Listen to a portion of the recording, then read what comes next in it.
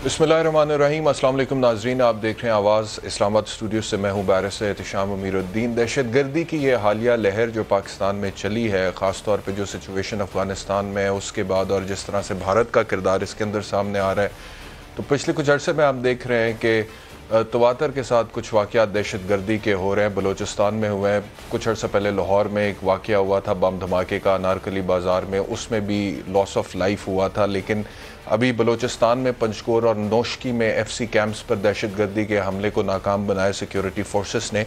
इस हवाले से वज़ीर दाखिला शेख रशीद ने क्या कहा, सुनिए। गए दहशतगर्दों ने नोशकी और पंजोर में एक बड़ा हमला किया जिसे हमारी अजीम अफवाज ने नाकाम बना दिया, और नोशकी में 9 दहशतगर्द मारे गए और 4 पाक फौज के अजीम जवान भी शहीद हुए, और पंजोर में 6 दहशतगर्द मारे गए, और दोनों जगह से, पंजोर से भी और नोशकी से भी, उन्हें दहशतगर्दों को बाहर धकेल दिया गया। ये एक बड़ी अजीम कामयाबी है जो पाक फौज ने दहशतगर्दी के खिलाफ हस्बे मामूल हासिल की है। तो ये आप सुन रहे थे शेख रशीद साहब को जो बता रहे थे इस हमले की डिटेल्स के हवाले से। और मैं आपको ये बताऊं कि ये रिपोर्ट्स भी सामने आई हैं कि दहशतगर्दी के इस हमले में जो असला इस्तेमाल हुआ है वो वही था जो अफ़गानिस्तान में मौजूद था, और अमरीकी फ़ौजों के इनखला के बाद वहाँ पर जो वो असला छोड़ कर गए थे वो अब मुख्तलिफ दहशतगर्द तंजीमों के हत्थे चढ़ गया और वो उसको इस्तेमाल कर रहा है। ये रिपोर्ट भी सामने आ रही है कि दहशतगर्दी की इस कार्रवाई में भारत का हाथ भी शामिल है, और हमें पता है कि भारत को पाकिस्तान से बहुत तकलीफ़ है। भारत कोई मौका जाने नहीं देता जिसमें पाकिस्तान को नुकसान पहुँचा सके। और ख़ास तौर पर हमारी अगली स्टोरी जिसका हम जिक्र करेंगे, जिसमें प्राइम मिनिस्टर साहब दौरे चीन पर जा चुके हैं, ये चाइना और पाकिस्तान के माबैन ये जो सी पैक हो रहा है जिसकी वजह से भारत को इकोनॉमिक इनसिक्योरिटी है। उसको लगता है कि पाकिस्तान इकोनॉमिकली बहुत प्रॉस्पर करेगा, पाकिस्तान को फ़ायदा होगा। तो ये वजह है कि भारत चाहता है कि किसी ना किसी तरीके से पाकिस्तान में इंस्टेबिलिटी क्रिएट की जाए और नुकसान पहुँचाया जाए। ये जो अभी हमला हुआ है, इससे कुछ दिन पहले केच में हमला हुआ था और वहाँ पे भी सिक्योरिटी फोर्सेस के 10 जवान शहीद हुए थे। उसके 2 दिन बाद फिर सुई में, डेरा बुगटी का इलाका सुई, उसमें 2 बम धमाके हुए।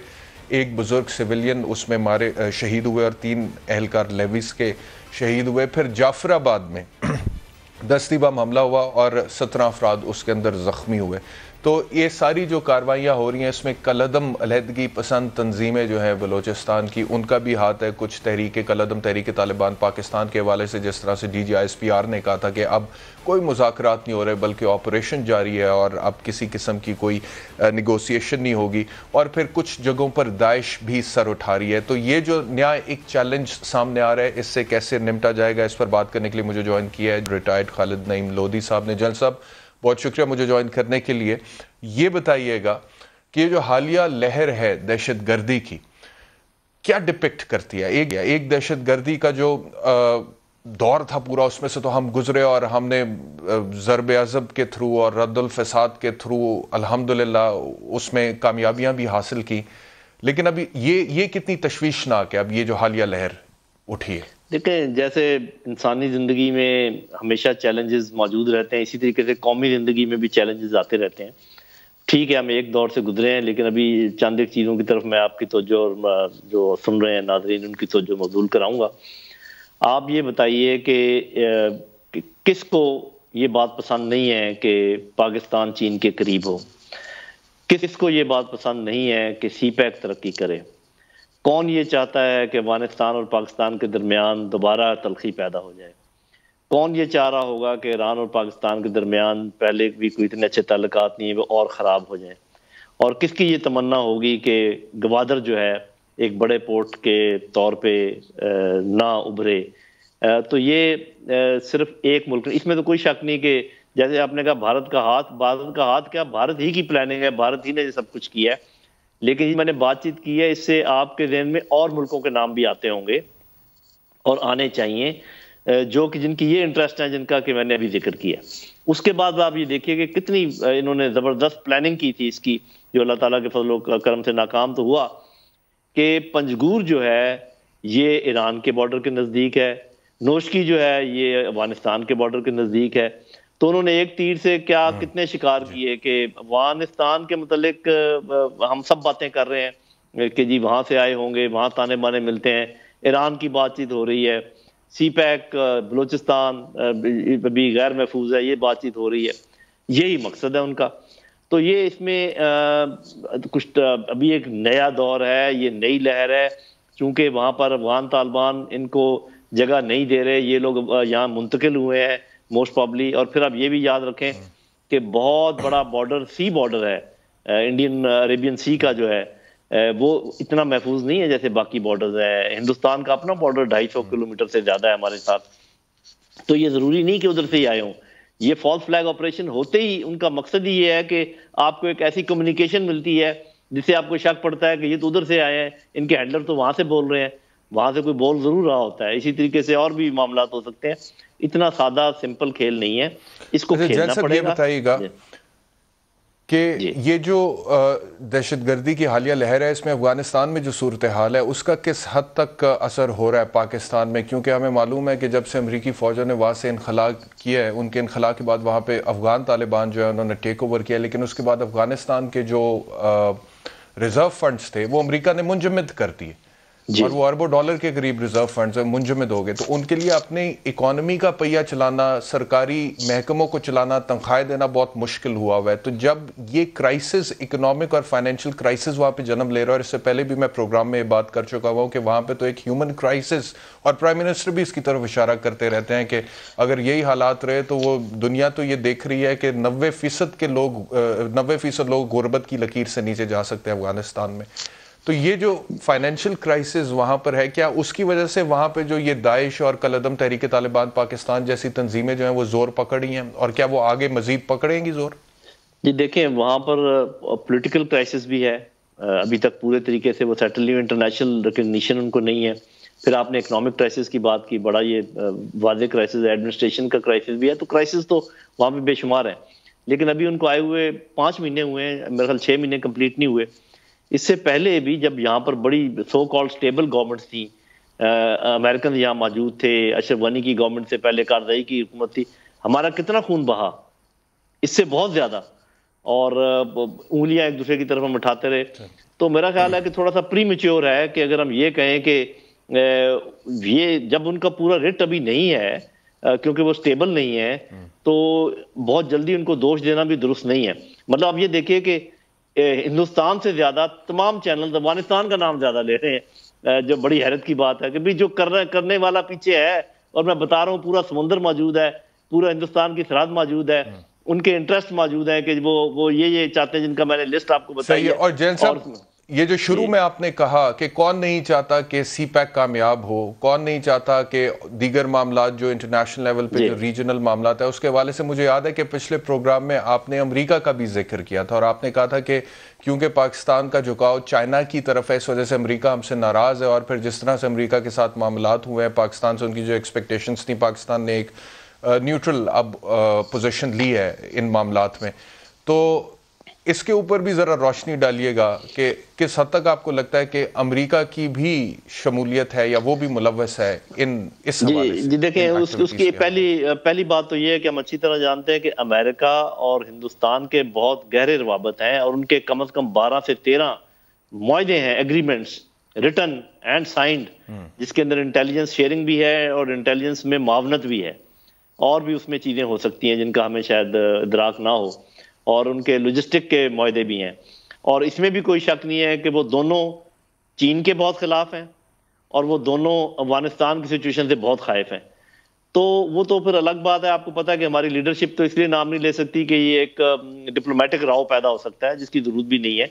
لیکن میں تو یہ کہہ سکتا ہوں، مجھے تو کوئی شک نہیں ہے ایک ذرا برابر بھی، کہ امریکی ہاتھ اس میں پورے کا پورا موجود ہے ہندوستان کے ساتھ، کہ یہ سی پیک کو ڈیسٹیبلائز کیا جائے، گوادر ڈیولپ نہ ہو، افغانستان پاکستان سے دور ہو، ایران اور پاکستان آپس میں دور ہوں. یہ ساری چیزیں ان کے بھی حق میں جاتی ہیں اور ہندوستان کے بھی حق میں جاتی ہیں. اور جب میں گوادر کا نام لیتا ہوں تو کچھ اور ملک بھی ہیں جن کا میں نام نہیں لینا چاہوں گا، کیونکہ پھر وہ کوئی مسئلہ ڈپلومیٹک پیدا ہو سکتا ہے.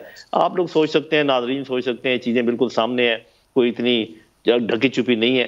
تو ہمیں دھیان سے اپنے دوستوں اور دشمنوں کے درمیان فرق پیدا کرنا ہے. زیادہ دوست، کم دوست، درمیانہ دوست، ہلکا دشمن، بڑا دشمن، یہ سارے. اور پھر یہ دیکھیں کہ ہماری انٹیلیجنس ایجنسیز کا واسطہ کن کن انٹیلیجنس ایجنسیز سے ہے. سی آئی اے، را، مساعد اور بھی ہو سکتی ہیں. تو کبھی اپنے باکسر کو پڑ بھی جاتی ہے ضرب اور ناک سے خون نکل بھی آتا ہے, تو اس وقت اس کی ہوٹنگ نہیں کی جاتی, اس کا بڑھایا جانا چاہیے حوصلہ. یہی آپ اور ہم کر رہے ہیں, لیکن اس میں کوئی شک نہیں کہ ہمیں ریویو کرنا چاہیے کہ کس طریقے سے ہم اس کو بہتر طریقے سے ہینڈل کر سکتے ہیں. جی جنرل خالد نعیم لودھی صاحب, بہت شکریہ ہمیں جوائن کرنے کے لیے. کا وقت ہو گیا بریک کے بعد جب واپس آئیں گے تو میاں نواز شریف صاحب کے حوالے سے 2 دن سے ان کی جو میڈیکل رپورٹ آئی ہے ڈاکٹر فیاض شال کی, اس کو ہم اس پر بات کر رہے ہیں, اور کل جو گفتگو ہوئی تھی اس کا ایک تھوڑا سا ریکیپ بھی آپ کو دکھائیں گے اور مزید ڈسکشن کریں گے اس سٹوری پر آفٹر دا بریک.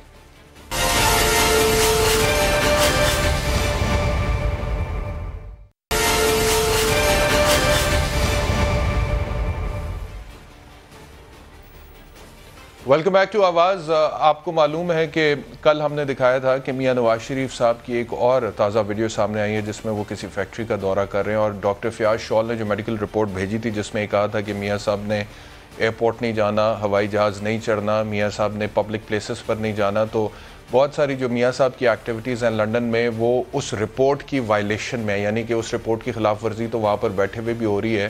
تو کیا صرف پاکستان آنے سے ہی اس رپورٹ کی خلاف ورزی ہوگی یا ڈاکٹر کے کہے کی نفی ہوگی, یہ ڈسکشن ہو رہی تھی. لیکن وہ جو ویڈیو سامنے آئی جس میں میاں صاحب کسی فیکٹری کا دورہ کر رہے تھے, اس حوالے سے کل حسین نواز میاں نواز شریف صاحب کے جو صاحبزادے ہیں انہوں نے کیا کہا سنیں.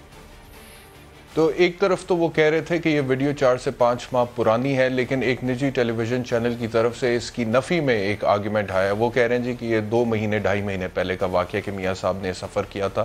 کیا ڈیٹیل سامنے ہے اس طرف سے, یہ بھی سنیں. مجھے جوائن کیا ڈاکٹر جاوید اکرم نے اور علی محمد خان صاحب نے پاکستان تحریک انصاف سے. بہت شکریہ ہمیں جوائن کرنے کے لیے. ڈاکٹر صاحب آپ سے شروع کرتے ہیں.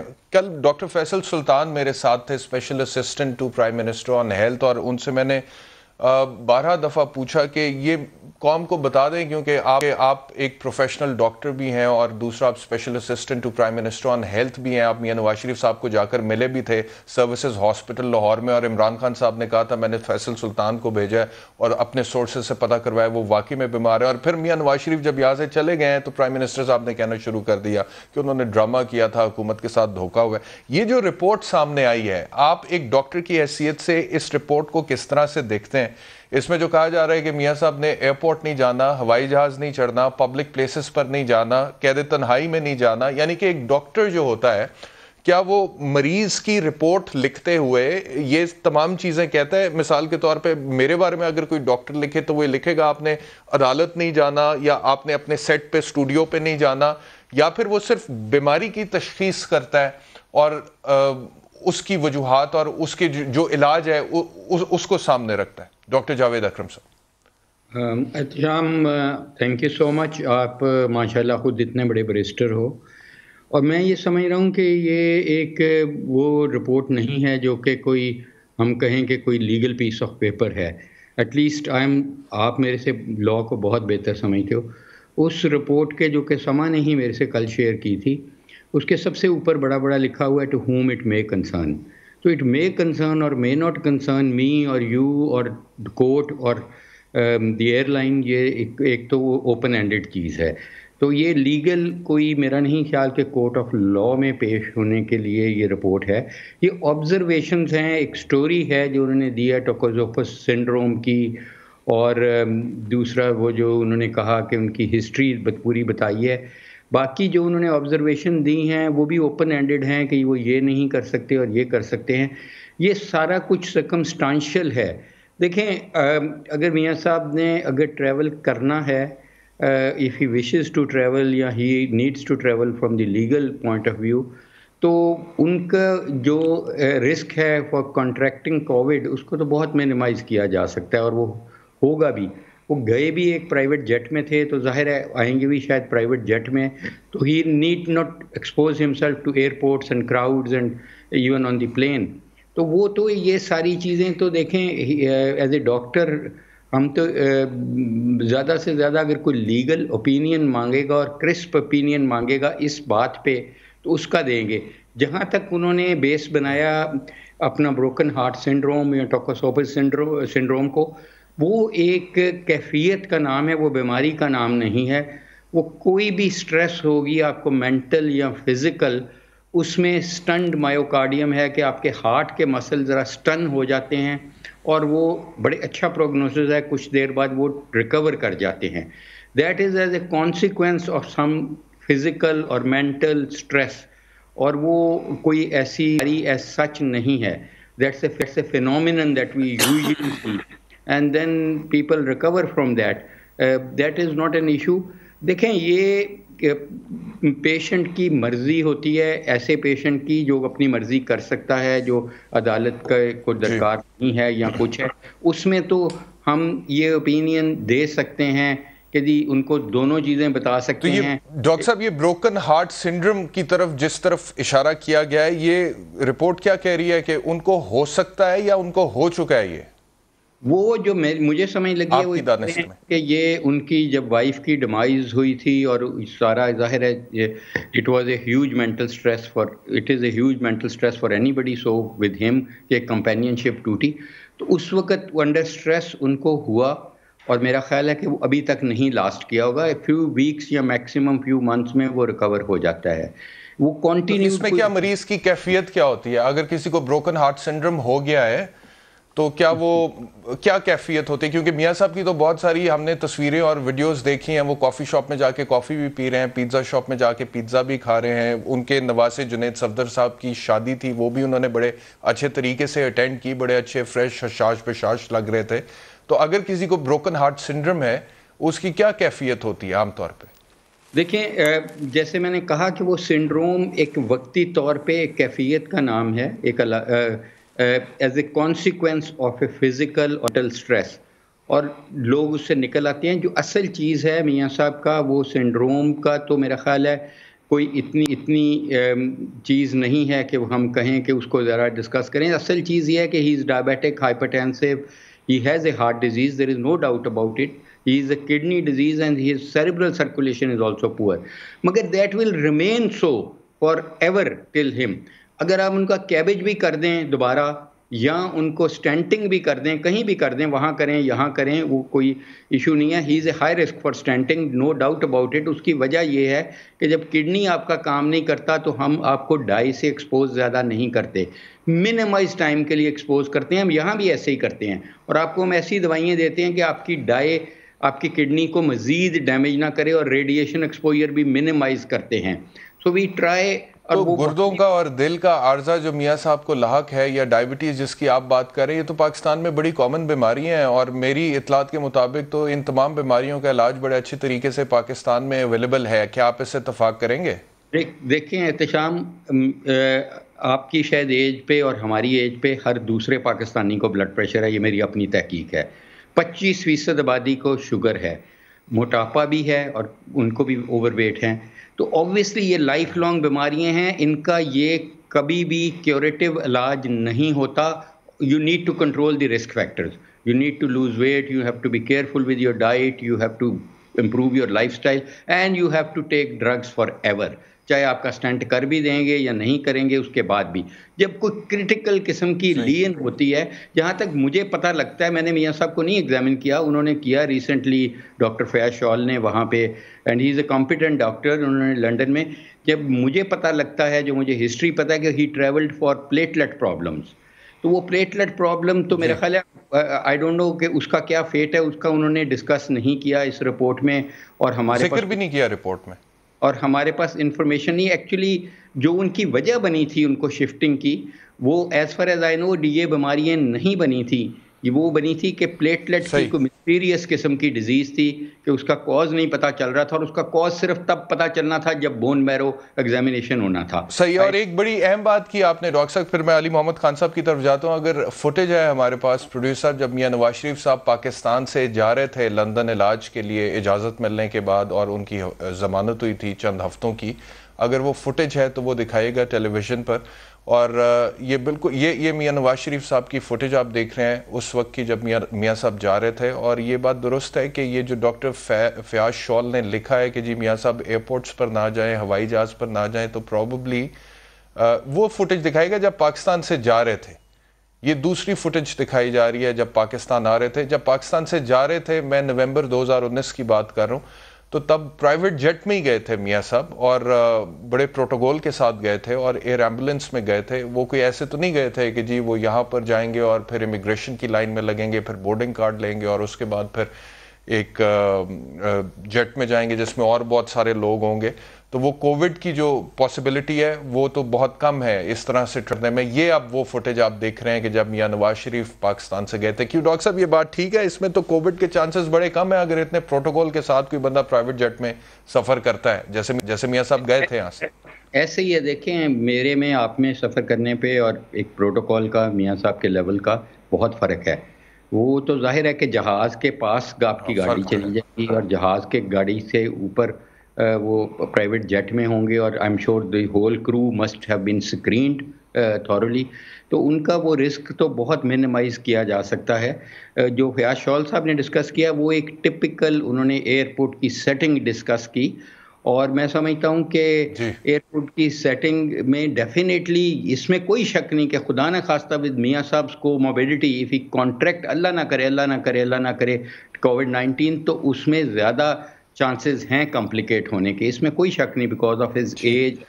ڈاکٹر جاوید اکرم صاحب بہت شکریہ ہمیں جوائن کرنے کے لیے. علی مان صاحب یہ بتائیے گا کہ یہ ساری سچویشن اب آپ کے سامنے آئی ہے. وہ حسین نواز صاحب کہتے ہیں کہ 4-5 پہلے کی مہینے کی ویڈیو اور ہم ان کو لے کر گئے تھے تاکہ ان کی تھوڑی فریش ایئر وہ لے سکیں, ہوا خوری ہو, ان کی طبیعت بہتر ہو.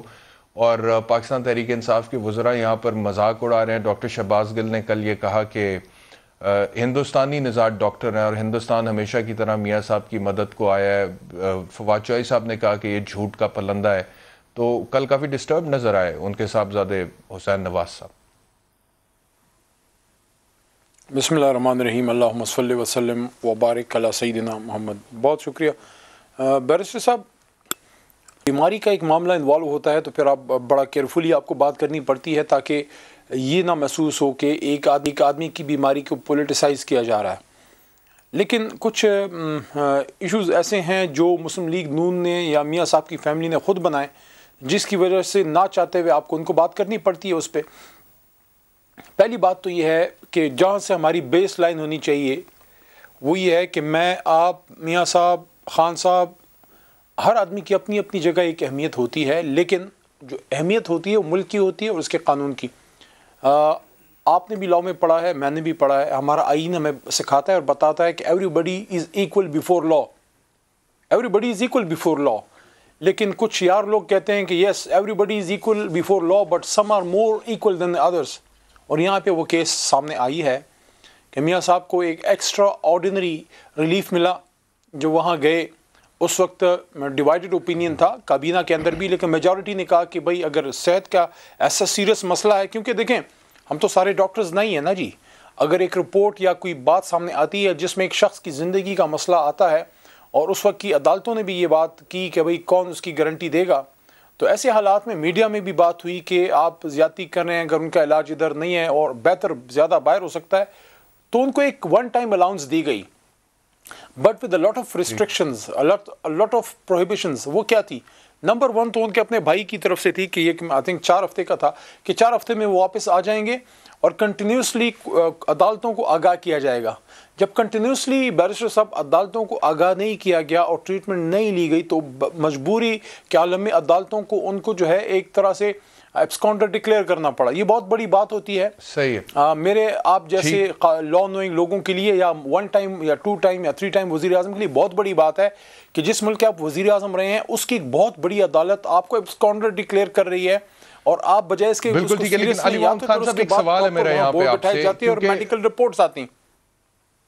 اب میرا سوال یہ ہے کہ گورنمنٹ جو ہے, پہلے گورنمنٹ ہی ہمیں یہ بتاتی رہی کہ میاں نواز شریف کی طبیعت بہت تشویشناک ہے اور ان کا پلیٹلیٹ کاؤنٹ نیچے گر رہا ہے اور اس وجہ سے ہم نے اجازت دے دی ہے. اور پورا میڈیکل ڈاکٹرز کا جو بورڈ تھا جو آپ ہی کی پنجاب حکومت کے انڈر کام کر رہا تھا, ان کی رپورٹ سامنے آئی اور ڈاکٹر یاسمین راشد صاحبہ بھی کہتی نہیں. لیکن جب میاں صاحب وہاں پر چلے گئے تو پھر پرائم منسٹر صاحب نے کہا جی کہ یہ تو بیماری کا ڈرامہ ہو رہا تھا. پاکستان تحریک انصاف والوں نے بھی کہنا شروع کر دیا. تو اب آپ لوگوں کا ورژن ہے کیا؟ میاں نواز شریف بیمار ہیں یا ان کی بیماری کا ڈرامہ ہو رہا ہے؟ پاکستان تحریک انصاف کا فائنل ورژن کیا ہے؟ دیکھیں, لگ یہ رہا ہے کہ بہت سی چیزیں مینیپولیٹ کی جا رہی ہیں کہ سب سے بڑا امر یہ ہے کہ اگر ہم ان رپورٹس کو صحیح مان بھی لیں جس کی بنیاد پہ وہ وہاں گئے، تو پاکستان سے جانے کے بعد ان کا ڈیمینر کیا رہا؟ کیا علاج میں کوئی سیریسنس نظر آئی؟ کہ آپ ایک بہت بڑی عدالت کے سامنے ایک پلی لے کے جاتے ہیں کہ مریض کی زندگی کو خطرہ ہے اور کسی بھی لمحے کچھ ہو سکتا ہے. تو جب اتنی سیریسنس تھی تو پچھلے تقریباً کتنے سال ہو گئے ہیں؟ 2-2.5 سال تو شاید ہو گئے ہیں، 2.5 سال شاید ہو گئے ہیں.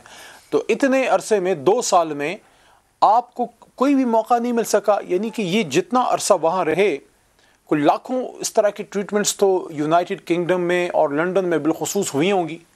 تو کیا وہ پیشنٹس اور ان میں فرق ہے؟ وہاں وہ ٹریٹمنٹ کیوں نہ ہو سکی جس کے لیے وہاں پہ یہ گئے تھے؟ 2 باتیں اس میں اور بڑی اہم ہیں کہ یہ جو ڈاکٹر شال ہیں، کیا یہ NHS کے پینل پہ ہیں؟ کیونکہ ان کا جو وہاں سسٹم ہے، کوئی باہر کا ڈاکٹر آ کے NHS کو بائی پاس نہیں کر سکتا. کیا NHS کی الاؤنس ان کے پاس تھی؟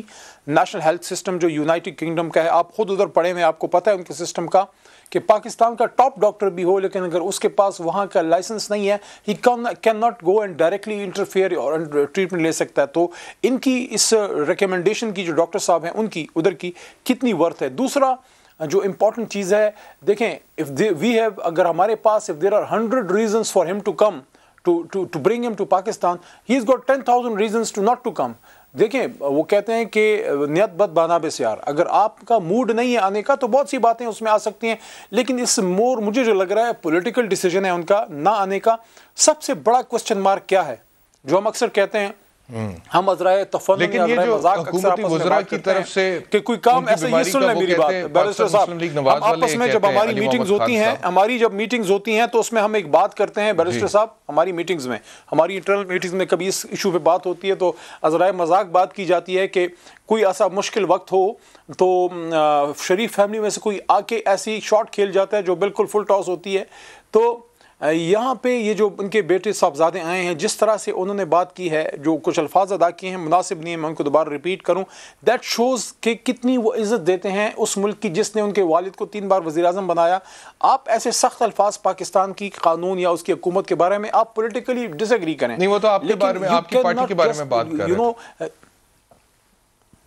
جس طرح انہوں نے کہا کہ بھاڑ میں جائے، یہ نہیں ہوتا نا کسی ایک سابق وزیر اعظم کے بیٹے کا یہ ڈیمینر نہیں ہوتا کہ آپ کے والد صاحب ایک ایکسٹراڈنری ریلیف لے کے گئے. اگر وہ بیمار ہیں اللہ ان کو صحت دے، لیکن دیکھیں ایک بات جس طرح سے آپ نے کہا علی محمد خان صاحب کہ آپ کو لگ رہا ہے کہ کچھ چیزوں کو مینیپولیٹ کیا گیا ہے، مریم صاحبہ نے جو اسلام آباد ہائی کورٹ کے بعد جو بات کی تھی، آپ اس کو کس خانے میں فٹ کرتے ہیں؟ سوال تو سنیں، اس رپورٹ کے ساتھ آپ اس کو کس خانے میں فٹ کرتے ہیں؟ جو انہوں نے کہا تھا کہ اگر ان کو انصاف کی ضمانت دے دیں تو وہ کل فلائٹ پہ بیٹھ کے آ جائیں گے، تو اس بات کو آپ کہاں فٹ کرتے ہیں ساری رپورٹ کے آگے پیچھے؟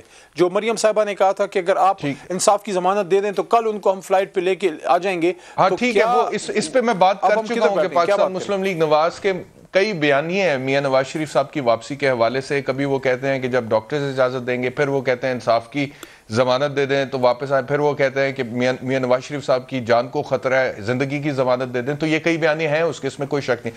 لیکن ابھی آپ نے جس طرح سے کہا کہ میاں نواز شریف صاحب نے اپنی بیماری کے حوالے سے کچھ چیزیں مینیپولیٹ کی ہیں، مینیج کی ہیں. اچھا، اب آپ ہی کی پارٹی جب کہتی ہے اتنا برملا کہ میاں نواز شریف بیمار نہیں تھے اور ان کی بیماری کا ڈرامہ ہوا ہے اور وہ دھوکہ دے کر یہاں سے چلے گئے ہیں، اور یہاں تک کہ ہندوستان سے ان کے تعلقات جوڑ دیتے ہیں، ایون کہ اس حوالے سے بھی ڈاکٹر فیاض شال کی رپورٹ کو لے کے ڈاکٹر شہباز گل اور فواد چودھری صاحب کہتے ہیں کہ یہ رپورٹ جھوٹ کا پلندہ ہے. دوسری طرف آپ نے بڑا سیفلی پلے کیا.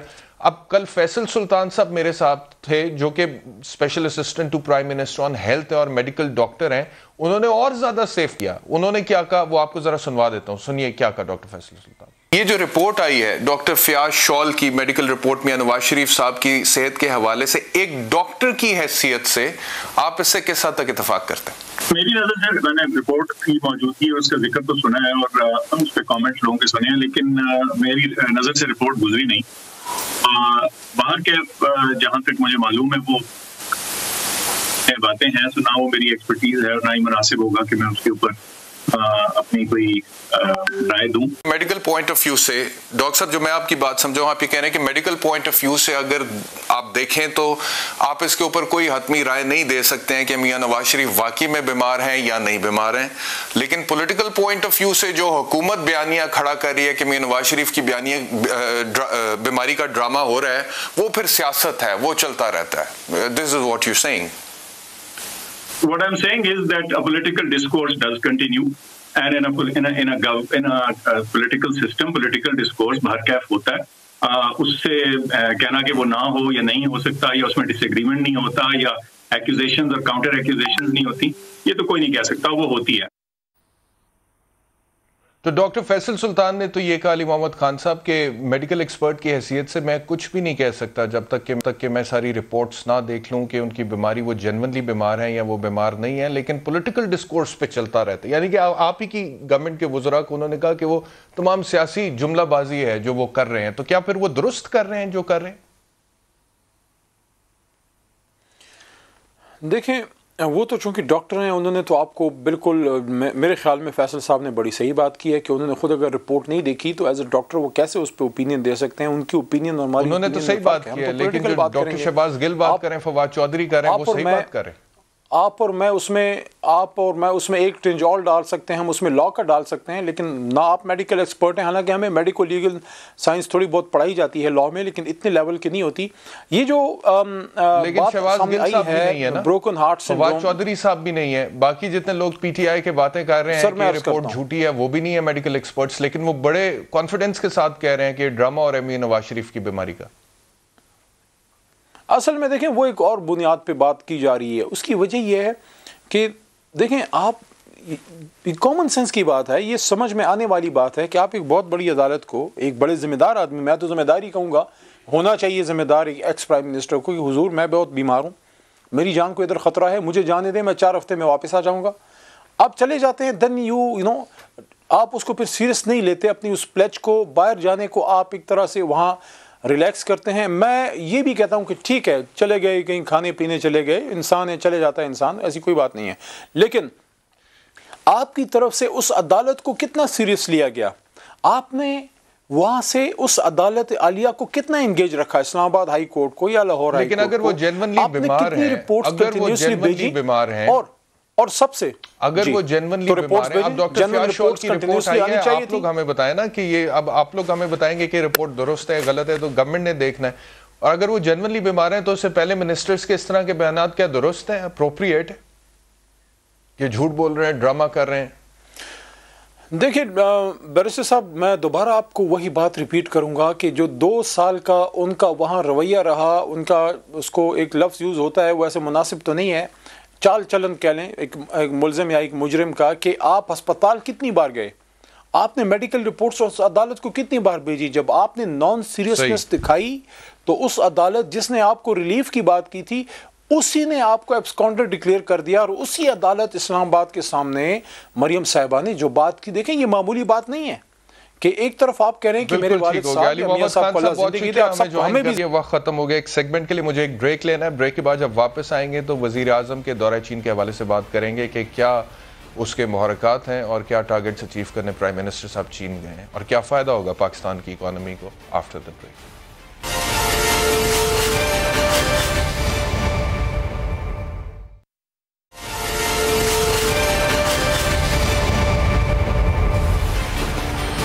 वेलकम बैक टू आवाज़. प्राइम मिनिस्टर साहब आज चीन के दौरे पर गए हैं और एक ऐसे मौके पर गए हैं जब बीजिंग ओलंपिक्स हो रहा है. और आपको पता है कि जो कोल्ड वॉर चल रही है चाइना और अमेरिका के दरमियान, अब we are not living in a unipolar world any more, जहाँ पे सिर्फ एक सुपर पावर होती थी. अब चीन सुपर पावर बन के उभर रहा है और अमेरिका को इस बात की बहुत तकलीफ है. तो अमेरिका की जो टॉप लीडरशिप है, क्योंकि ओलंपिक्स बीजिंग में और उन्होंने वहाँ जाने से बॉयकॉट किया है और उनके कुछ इत्तेहादियों ने भी बॉयकॉट किया. अब ऐसे टाइम पे वज़ीर आज़म पाकिस्तान इमरान खान साहब ने इस मौके पर चीन जाने का फैसला किया और वो चले भी गए. और वहां पर उनकी वजीर आजम के साथ भी मुलाकात होगी चीन के, और प्रेसिडेंट के साथ भी मुलाकात होगी. और क्या पाकिस्तान को फायदे हो सकते हैं या क्या अहदाफ हैं, इस हवाले से शौकत तरीन साहब और असद उमर साहब ने क्या कहा, ये सुनो. ये चाइना का जो ट्रिप है ये बहुत ही इम्पोर्टेंट है हमारे लिए, पॉलिटिकली भी इम्पोर्टेंट है, लेकिन इकोनॉमिकली बहुत इम्पोर्टेंट है. बिकॉज हम चाइना को ये कहने जा रहे हैं कि आप हमें हेल्प करें, आप अपनी इंडस्ट्री को बाहर मुल्कों में लेके जा रहे हैं और आप अपनी इंडस्ट्री को पाकिस्तान में भी रिलोकेट करें, क्योंकि हमारे जो स्पेशल इकोनॉमिक जोन्स हैं वो अब तैयार हो गए हैं. और इसमें अगर आप अपनी इंडस्ट्री लेके आएंगे ये एक विन विन सिचुएशन होगी. इसके अलावा प्राइम मिनिस्टर जो हैं वो उनसे ये भी कहेंगे कि एग्रीकल्चर की ट्रांसफॉर्मेशन प्लान में वो हमारी मदद करें. یہ ایک انتہائی اہم دورہ ہے اور ایک اہم وقت پر آ رہا ہے. بنیادی مقصد تو ظاہر ہے پاکستان اور چین کی جو لازوال دوستی ہے اس کا ایک اور اظہار ہے اس کے اندر, اور خصوصی اہمیت دی جا رہی ہے پاکستان سے وزیر اعظم پاکستان کی سربراہی میں جو ڈیلیگیشن جا رہا ہے. لیکن وہاں پر اور بھی اس کے علاوہ بہت سارے امور اولمپکس کے علاوہ بھی وہاں پر ڈسکس ہونے والے ہیں, اور جو ہماری ذمہ داری لگی تھی خصوصی طور پہ پلاننگ ڈویژن کی, سی پیک اتھارٹی کی, وہ پاکستان میں چین سے سرمایہ کاری کو مزید اور فروغ دینا ہے. اس کے لیے اس دفعہ ایک بہت محنت سے کام کیا گیا ہے. ہمیں یہ یقین ہے کہ جس رفتار سے پاکستان میں چائنیز سرمایہ کاری ہو رہی ہے اس میں مزید تیزی ہے. مجھے جوائن کیا ڈاکٹر شاہد حسن صدیقی نے اس حوالے سے بات کرنے کے لیے. ڈاکٹر صاحب بہت شکریہ مجھے جوائن کرنے کے لیے. یہ بتائیے گا کہ ہمارے وزیر خزانہ شوکت ترین صاحب نے جو کچھ کہا اور اسد عمر صاحب نے جو کچھ کہا, اور انہوں نے کہا کہ بڑی ایکسپیکٹیشنز ہیں دورہ چین کے حوالے سے, اور وہاں سے انڈسٹری صنعت کاری جو ہے وہ بات کی جائے گی کہ منتقل کی جائے پاکستان میں, اکنامکلی پاکستان کو فائدہ ہوگا. سی پیک پہ آلریڈی کام ہو رہا ہے, اس کا کچھ اس حوالے سے بھی ڈسکشن ہوگی. یہ بیلٹ اینڈ روڈ انیشیٹو جو چائنا نے شروع کیا تھا جس کے تحت سی پیک بھی ہوا, جس میں $62 بلین کی انویسٹمنٹ پاکستان میں ہونی ہے.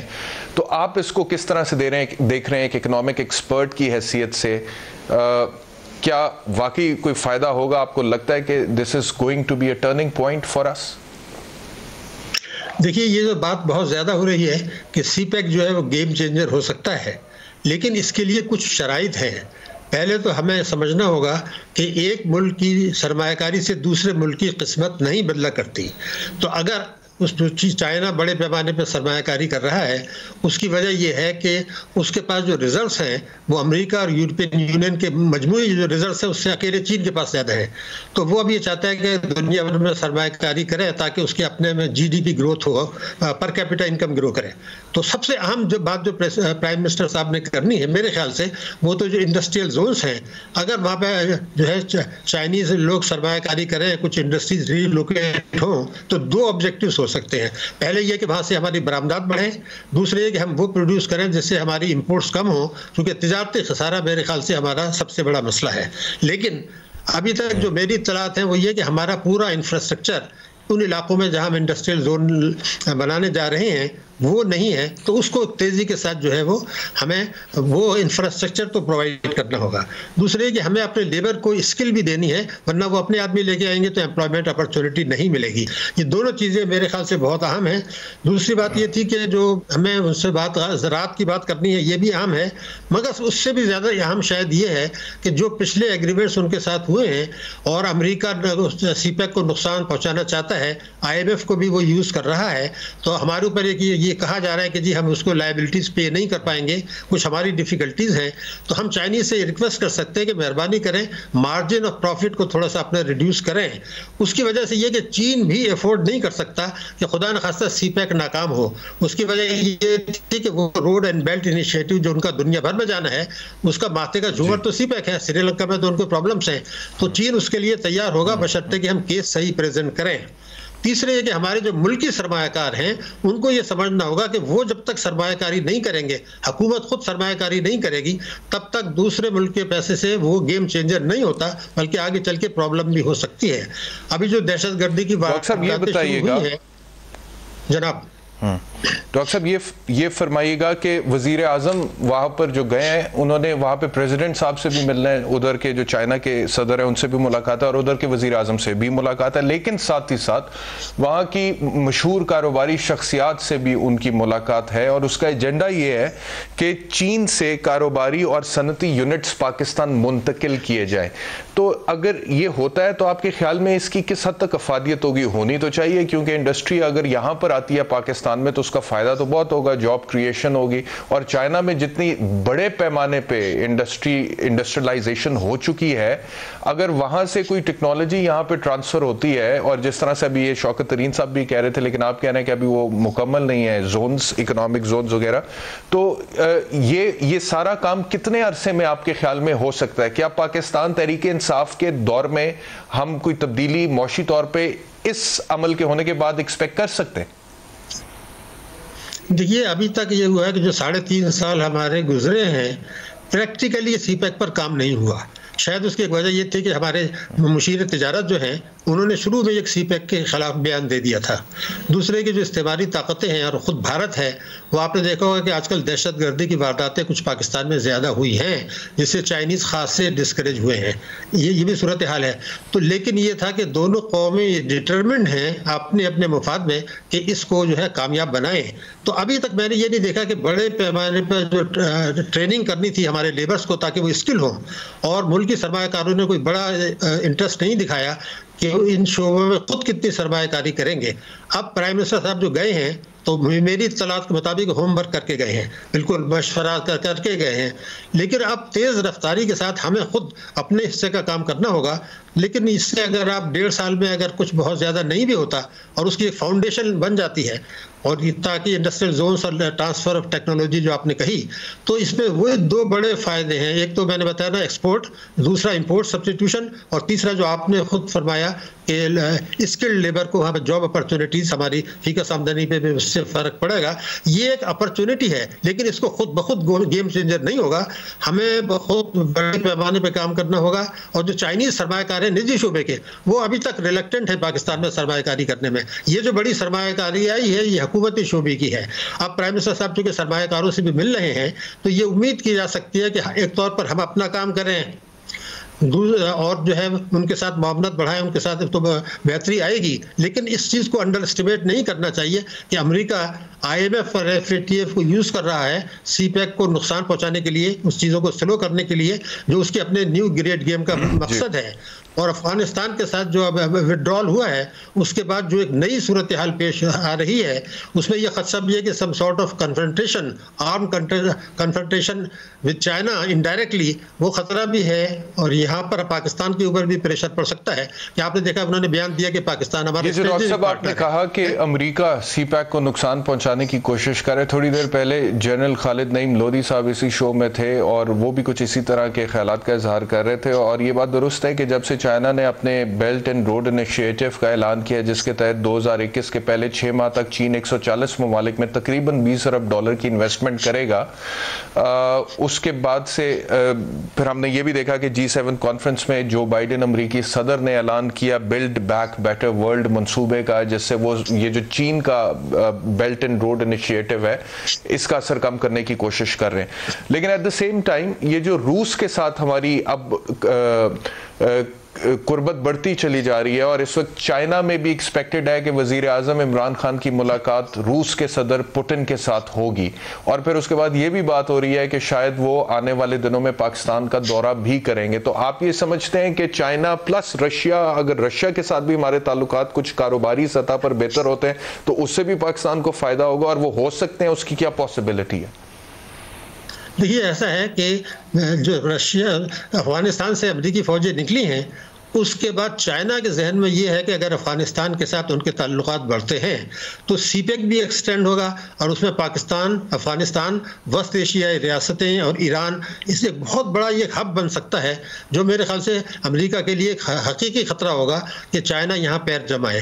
لیکن ہمیں یہ بھی نہیں بھولنا چاہیے کہ ہماری جو برآمدات ہیں وہ بڑی حد تک یورپین یونین اور امریکہ کو ہیں نمبر 1. ہماری جو ترسیلات آتی ہیں وہ چین سے تو نہیں آتی، وہ امریکہ کا نمبر 3 ہے، اور چوتھا نمبر جو ہے وہ برطانیہ کا ہے. پہلے 2 اسلامی ممالک ہیں. تو ریمیٹنسز اور ایکسپورٹس میں ہمیں امریکہ کی ضرورت ہے. دوسرے کہ IMF جو ہمیں قرضے دیتا ہے وہ امریکہ کے کنسنٹ کے بغیر نہیں دیتا، اور IMF کے قرضے کا سبسٹیٹیوٹ چائنا نہیں ہو سکتا، کیونکہ وہ اس کے بعد ہی آپ کو دنیا بھر سے ورلڈ بینک اور ایشین ڈیولپمنٹ بینک اور اسلامک ڈیولپمنٹ بینک سے ملتے ہیں. کچھ یہ بھی ہے کہ ہمارے یہاں ایک خاصا پاورفل طبقہ ایسا ہے جو ابھی تک. ڈاکٹر صاحب بہت شکریہ مجھے جوائن کے لیے. وقت ختم ہو گیا. آپ لوگوں کا بہت شکریہ پروگرام دیکھنے کے لیے. انشاءاللہ اگلے ہفتے آپ سے پھر دوبارہ ملاقات ہوگی. اپنا خیال رکھیے. اللہ حافظ.